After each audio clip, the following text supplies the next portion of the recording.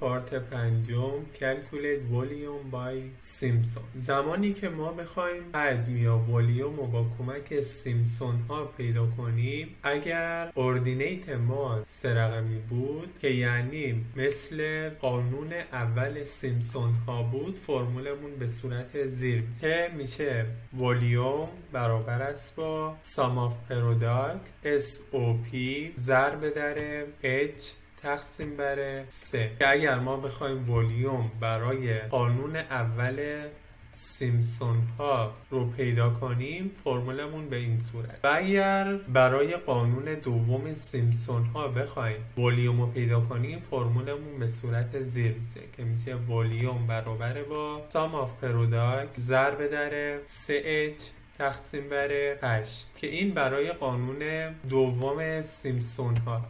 حالا ما یه مثال هایی حل میکنیم تا برامون جا بیفته. مثال اول Find the volume of displacement of the bar 48 meter long whose underwater transverse cross sectional area are 19.6 25 17.5 13 15 اسکوار. میگه که ولیوم رو پیدا کنید زمانی که باردمون 48 متر لانگ داشته باشه و اردینیت هایی که با ما داده، اردینیت اول 19 و 6 دهم، اردینیت دوم 25، اردینیت سوم 17 و 5 دهم، اردینیت چهارم 13 و اردینیت پنجم 15. ما میدونیم که زمانی که اردینیت ما 5 تایی بود، باید از قانون اول سیمپسون ها جلو بریم که برای حل این سوال ما ابتدا باید ارتفاع یا همون H رو پیدا کنیم. H برای یک اردینیت 5 تایی میشه لانگ ما تقسیم بر اردینیت ما. پس H برابر میشه با 48 تقسیم بر 5 که ماشین حساب رو باز میکنیم، 48 تقسیم بر 5 میکنیم، جواب میشه 9 و 6 دهم متر. یه نکته اینجا داره، زمانی که داخل اردینیت های ما اولی یا آخری 0 بود، ما این اردینیت رو حساب نمی کنیم. یعنی اگر جای 15 0 بود، ما باید 48 رو تقسیم بر 4 کنیم تا جواب به دست بیاد. برای حل این سوال ما ابتدا جدول میکشیم که ستون اول اردینیت، ستون دوم سیمپسون و ستون سوم پروداکت. ستون اول اردینیت اولمون 19 و 6 دهمه، اردینیت دوم 25، اردینیت سوم 17 و نیم، اردینیت چهارم 13 و اردینیت پنجم 15 متر است. سیمپسون ها برای قانون اول سیمپسون گفتیم که با 1 شروع میشه و با 1 همون و در بعد از اون 1 4 و در آخر اونم 1 4 قرار و بین این دوتا هم یه 2 قرار بدیم تا قانون اول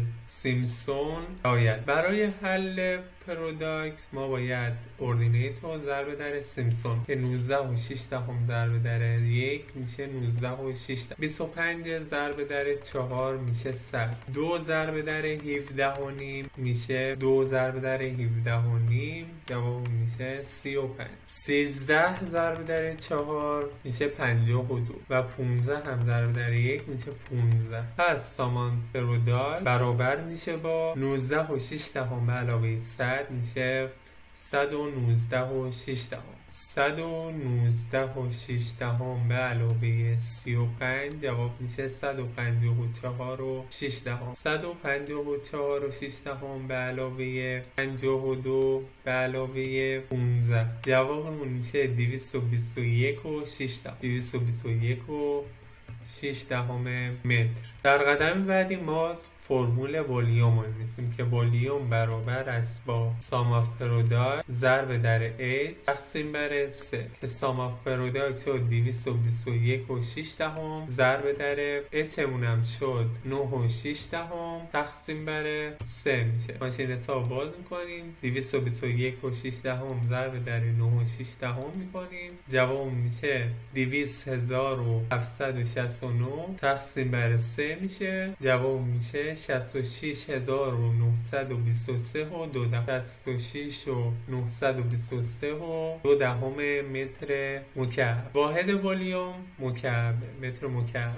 نوشته که حجم رو پیدا کنین زمانی که لانگ ما 100 متر باشه و اردینیت های ما 10 و 6 دهم، 9 و 9 دهم، 11 و نیم و 18 متر باشه. برای پیدا کردن جواب این سوال ما ابتدا باید H رو پیدا کنیم که H برابر میشه با 100 تقسیم بر اردینیت که اردینیت ما 4 تا هست که 100 رو تقسیم بر 4 میکنیم جواب میشه 25. و برای کشیدن جدول ابتدا ما خون اول اردینیت، سپس سیمپسون و سپس پروداکت رو یادداشت. اردینیت اول 10 و 6 دهم، اردینیت دوم 9 و 9 دهم، اردینیت سوم 11 و نیم و اردینیت چهارم 18 متر است. زمانی که ترتیب ما 4 عددی بود ما باید از قانون دوم سیمپسون جلو بریم که قانون دوم سیمپسون با 13 شروع میشه و با 31 تموم. برای پیدا کردن پروداکت ما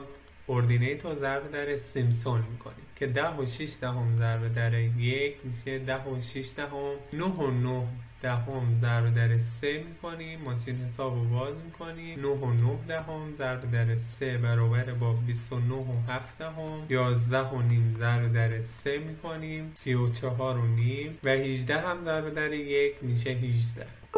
پس سام آف پروداکت برابر میشه با 10 و 6 دهم به علاوه 29 و 7 دهم به علاوه 34 و نیم به علاوه 18. جوابمون میشه 92 و 8 دهم. در قدم بعدی ما باید فرمول رو یادداشت کنیم که میشه والیوم برابر با سام آف پروداکت ضرب در 3H تقسیم بر 8 که سام آف پروداکت رو 92 و 8 دهم به دست آوردیم ضرب در 3 ضرب در H هم شد 25 تقسیم بر 8 که ماشین حساب رو باز میکنیم 92 و 8 دهم ضرب در 3 ضرب در 25 جواب میشه 6960 تقسیم بر 8 میشه جواب میشه 870 متر مکعب. اینطوریه که مثال حل میشه.